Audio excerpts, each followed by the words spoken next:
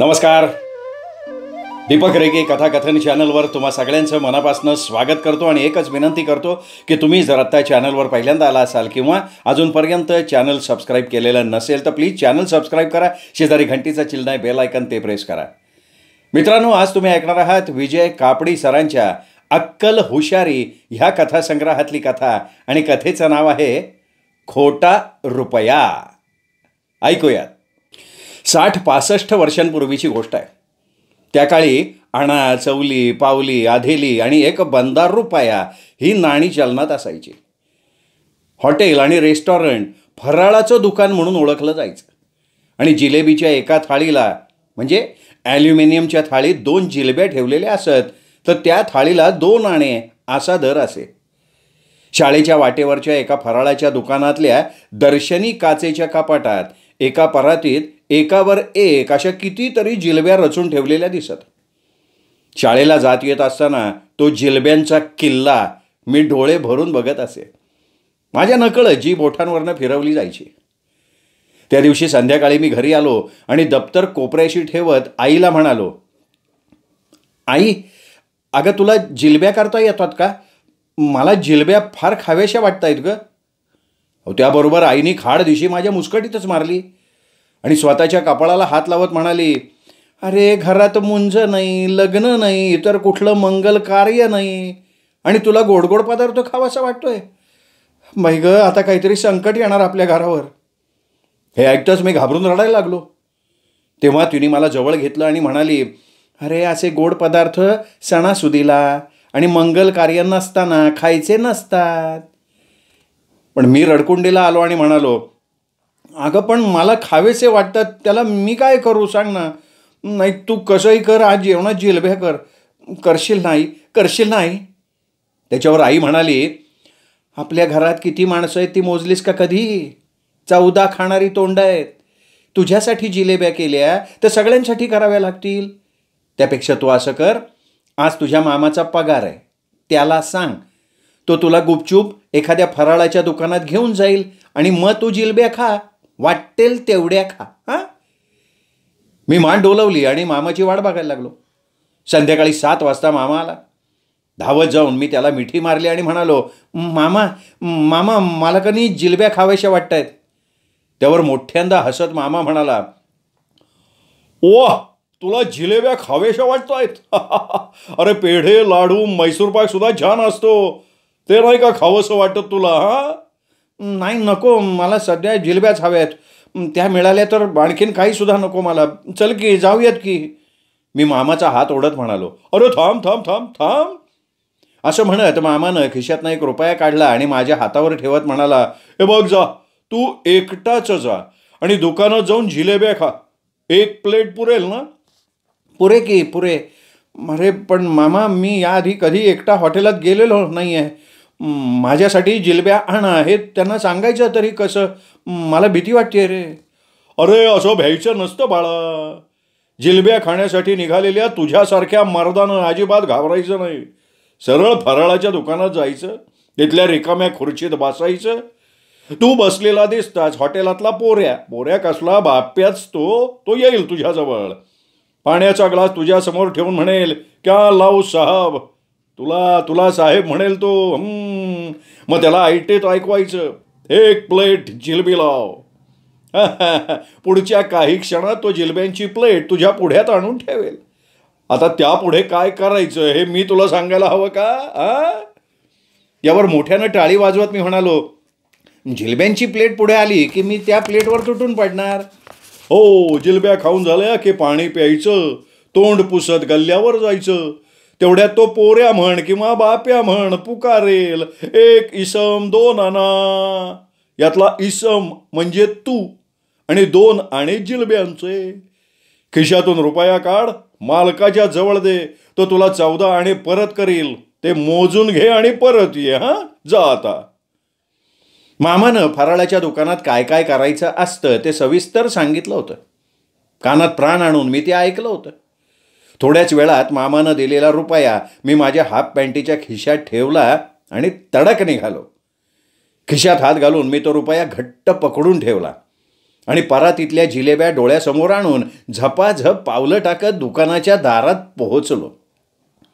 एकट्यानं दुकानात प्रवेश करायचा हा माझ्या आयुष्यातला पहिलाच प्रसंग. छाती भयानं उगाच धडधडायला लागली. उलट पावली घरी जावं असंही वाटायला लागलं. पण कपाटातल्या जिलब्या त्या मला खुणवायला लागल्या ना. खिशातल्या नाण्यावरची पकड घट्ट केली आणि आत शिरलो. जवळचंच एक मोकळं टेबल बघितलं आणि पुढ्यातल्या खुर्चीत विराजमान झालो.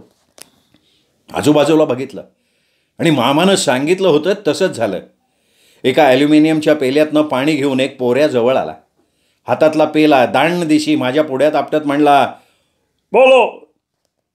एक प्लेट जिलेबी मी ऑर्डर देऊन टाकली. त्यानं एकदम घुमजाव केलं आणि तो काचेच्या कपाटापाशी गेला. हातात एक बशी घेऊन खाली वाकला. पुढच्या क्षणी गर्रकन वळला. माझ्या दिशेनं चालायला लागला. 1-2 क्षणात आजपर्यंत फक्त कपाटातच पाहिलेल्या जिलब्या माझ्या हाताच्या अंतरावर पोहोचलेल्या होत्या. त्या मला खुणवायला लागल्या. मी मोठा श्वास घेतला, छाती फुगवली आणि समोरच्या जिलब्यांवर तुटून पडलो. 2 जिलब्या फस्त करायला कितीसा वेळ लागणार आहे. मी पाण्याचा पेला तोंडाला लावला, हातानं तोंड पुसलं आणि निघालो. हॉटेलच्या दाराशी पोहोचलो असेन तोच दुकानाच्या मालकानं आपल्या हाताचा पंजा खाडदेशी पुढ्यातल्या टेबलावर आपटला. त्या आवाजाने मी किती दचकलो. तेवढ्यात पोऱ्याचा आवाज कानावर आदळला, 1 इसम 2 आणा. मी खिशातलं रुपयाचं नाणं काढलं आणि मालकाच्या पुढ्यात ठेवलं. मालकानं गल्ल्याचा खण खाडदिशी उघडला आणि हातातलं नाणं आत टाकणार तेवढ्यात त्याच्या चेहऱ्यावर संशयी भाव दिसला. कपाळावर आठ्या चढवून तो ते नाणं लक्षपूर्वक बघायला लागला. त्यानंतर आपल्या अंगठ्याच्या नखावर ठेवून त्याने ते नाणं हवेत उडवलं. पुन्हा हातात झेलत त्याने ते टेबलावर आदळलं आणि माझ्याकडे हे रागानं बघत म्हणाला, हा रुपया खोटा असतोय की. खोटा? खोटा म्हणजे? मला काही कळेना ना. खोटा म्हणजे समजलं नाही काय म्हणतो. हा खरा नाही रे, कथलाचं असतंय की हे. खोटा रुपया घेऊन जिलब्या खायला येतो काय तू? मला सांग, हा खोटा रुपया तुला दिला तरी कुणी? माझ्या मामाने दिलाय मला तो. मी रडक्या सुरात ऐकवलं. मामा कुठं असतंय तुझं? डोळे वटारून बघत त्यांनी मला विचारलं. मामा घरी आहे मामा. मी खरं काय ते सांगून टाकलं. तो घरीच असणार की. नाही, हा खोटा रुपया त्याच्याकडं आला कसा म्हणतो मी? मालक प्रश्न मागून प्रश्न विचारत होता. आज त्याचा पगार झाला मामाचा. चल रे, पगारात काय खोटा रुपये देतात काय? खरं खरं सांग, कुणी दिला तुला खोटा रुपया? सांगतोस का? याद राखो. खोटं बोललास तर पोलिसाला बोलवतंय बघ मी. पोलीस? मी जाम टरकलो. छातीत धडधडायला लागलं, पाय थरथरायला लागले, घसाच कोरडा पडला माझा. जिभेवरची जिलब्यांची चव निघून गेली. तोंड कडू कडू कडू झालं. पळून जावं असं वाटत होतं, पण पाय जमिनीला खिळून राहिले होते.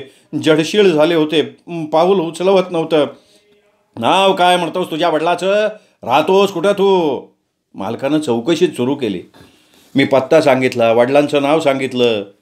मामाचं नाव नाही विचारलं, मग नाही सांगितलं. पण आता मालक किंचित शांत झालेला दिसला. आवाजाची पट्टी खालची लावत तो म्हणाला, बाबूसाहेबांच्या घरचं काय तू? आता असं कर, आत्ताच्या आत्ता घरी जा, 2 आणे घेऊन ये. ते दिल्यावर तुझा खोटा रुपया तुला परत करतो. काय, जा पळ की आता. आज्ञाधारकपणे मी खरंच पळालो. धूम पळत सुटलो. घरी आलो तर घामानं अंग थपथपलं होतं.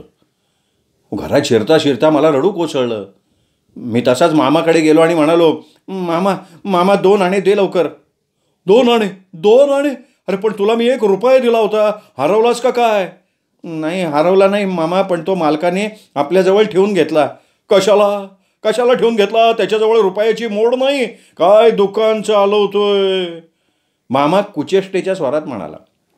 नाही, मालक म्हणाला, तू दिलेला रुपया खोटा आहे, कथलाचा आहे तो. कथील म्हणजे काय असतं रे? अरे कथलाचा कसा काय असेल? अरे कथील म्हणजे बघ, आता ठीक आहे, कथलाचा रुपया खोटा आहे असं तो मालक म्हणाला. तुला मारलं बिरलं नाही ना त्या हरामखोरानं? नाही, मारलं नाही, पण पोलिसांना बोलवायला निघाला होता. बाबांचं नाव आणि घरचा पत्ता ऐकल्यावर शांत झाला. त्याआधी खूप रागावला होता तो. जाऊ दे, तू घाबरू नको. हे घे 2 आणे. तो रुपया कुठे आहे? खरा आहे तो, खोटा कसा असेल तो? त्या हॉटेल मालकाला नाही काढीची अक्कल. काय माहिती, मालक म्हणाला ते मी सांगितलं. मालक म्हणाला 2 आणे घेऊन ये, मग रुपये देईन. ठीक आहे, जा रुपये घेऊन ये, पळत जा, धावत ये. मी पुन्हा धावत पळत निघालो. यावेळी माझ्या मुठीत 2 आण्यांचं नाणं होतं. कधी एकदा ते नाणं मालकाच्या स्वाधीन करतो असं मला झालं होतं. थोड्याच वेळात मी दुकानात पोचलो. मालकासमोर जाऊन उभा राहिलो. त्याच्या पुढे 2 आण्याचं नाणं ठेवत म्हणालो, तो रुपया द्या. घे. आता कुठल्या दुकानात चालवायला जाणार आहे रे तू, मामाचा भातचा? त्यांनीही छदमीपणानं विचारलं. पण मी तोंडातनं शब्द नाही जाऊ दिला. मी रुपया घेतला, खिशात ठेवला, निघालो. दारात उभा राहून मामा माझी वाटच बघत होता. मला बघताच मामा पुढे आला आणि म्हणाला, आणलाच का रुपया? दे. घे, पण तो खोटा कसा रे? काही न बोलता मामानं तो खोटा रुपया आपल्या शर्टच्या खिशात ठेवला. मी आत गेलो. आईला म्हणालो, आई गं, भूक लागली आहे.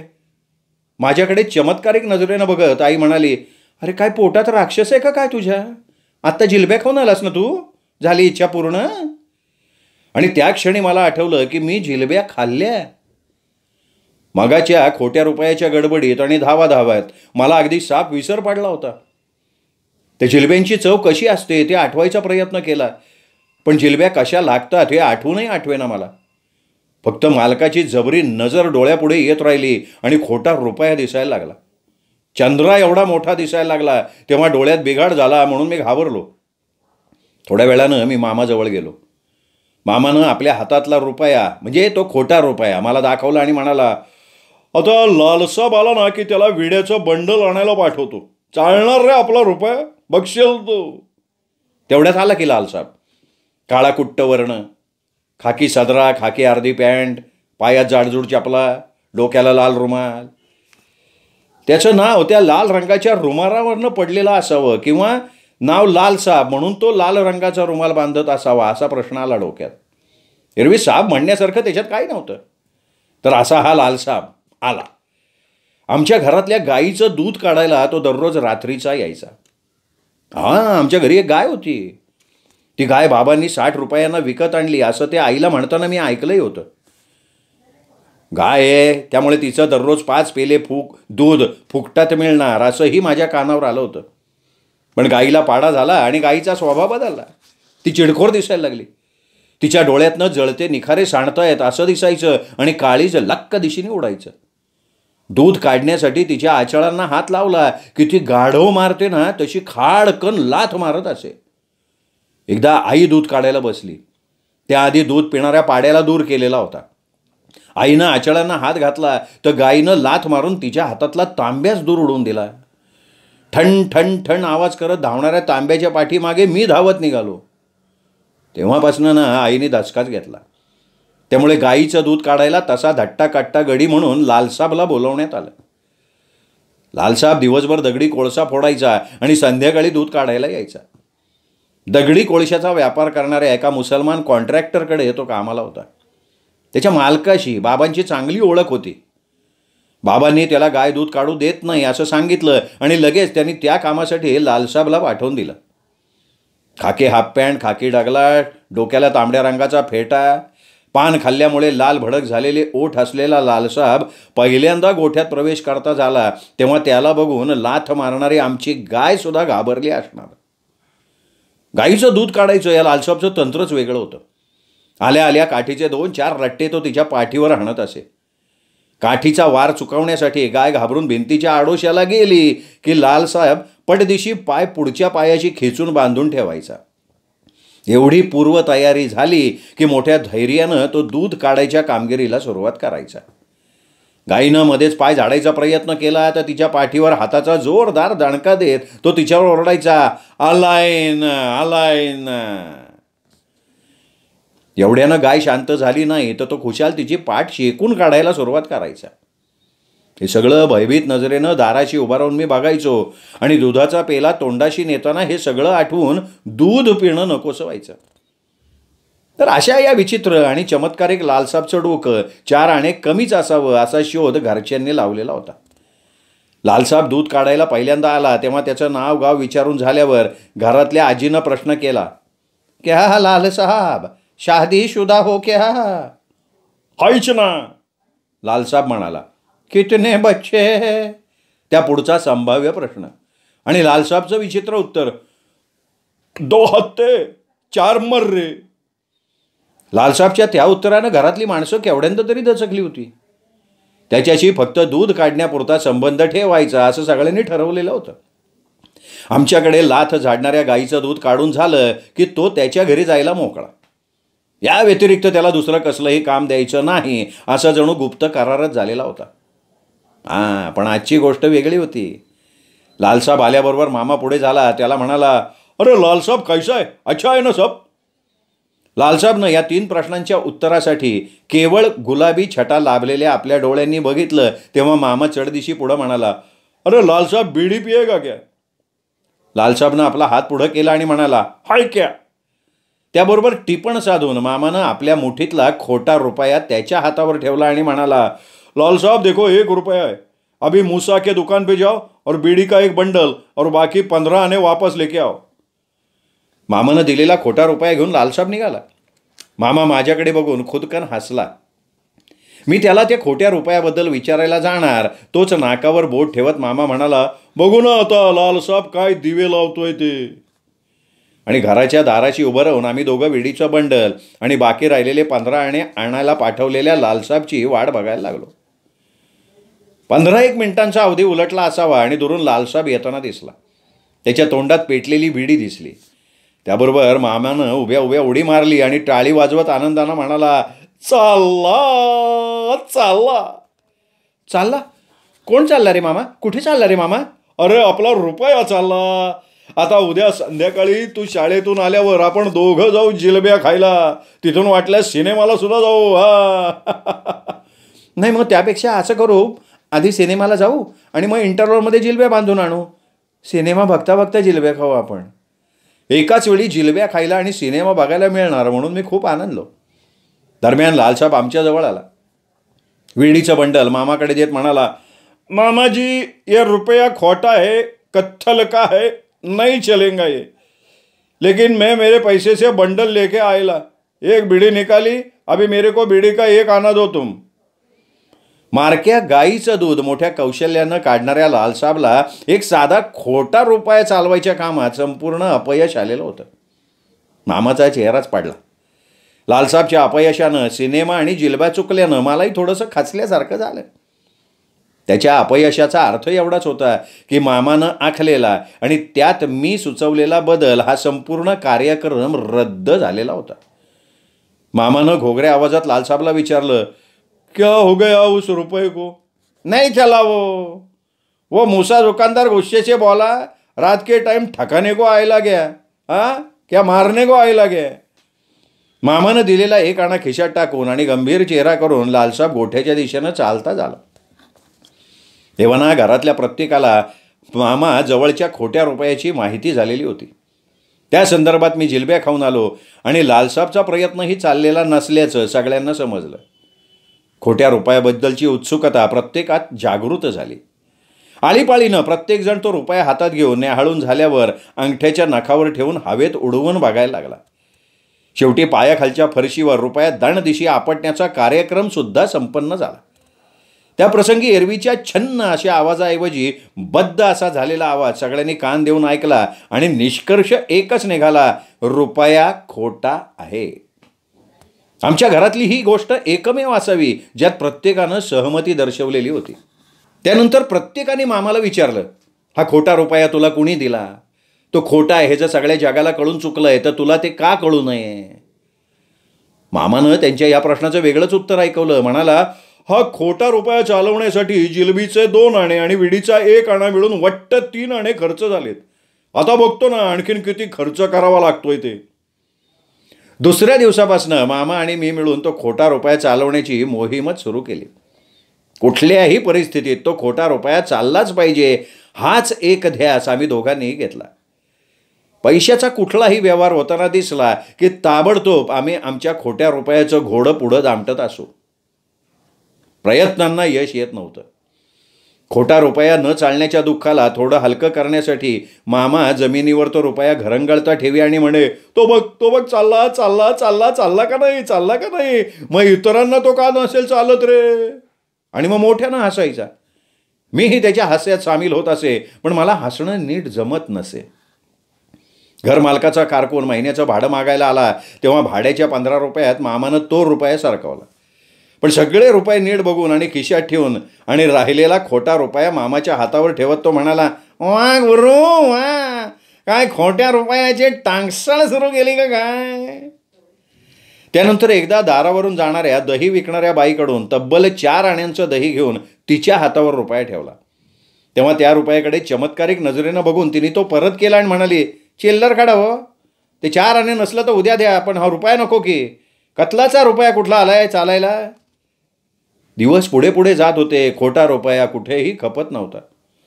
दुसऱ्याच्या गळ्यात म्हणा किंवा माथी म्हणा, खोटा रुपया मारण्याचे आमचे प्रयत्न अपयशी ठरत होते.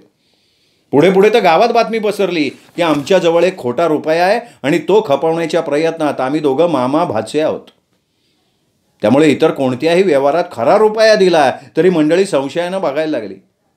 कागदी रुपया द्या, नाणं नको असा आग्रह करायला लागली.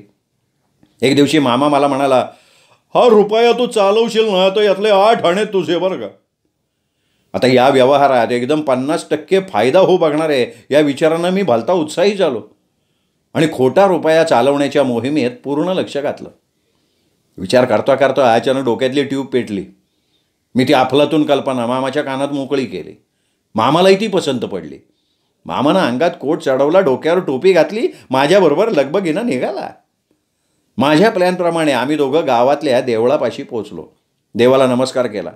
देवा, आमचा खोटा रुपया चालू दे रे बाबा असं म्हणून साकडं घातलं.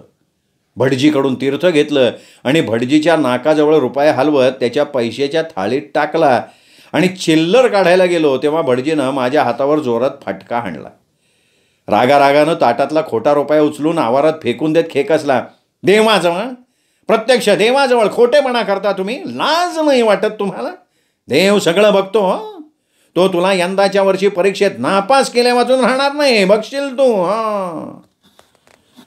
घरंगळत निघालेला किंवा असं म्हणू चालत नाही तर पळत निघालेला आमचा रुपया आम्ही उचलला, खिशात ठेवला आणि तिथनं पोबारा केला. माझं पुढचं गिऱ्हाईक रस्त्यावरचा आंधळा भिकारी होता.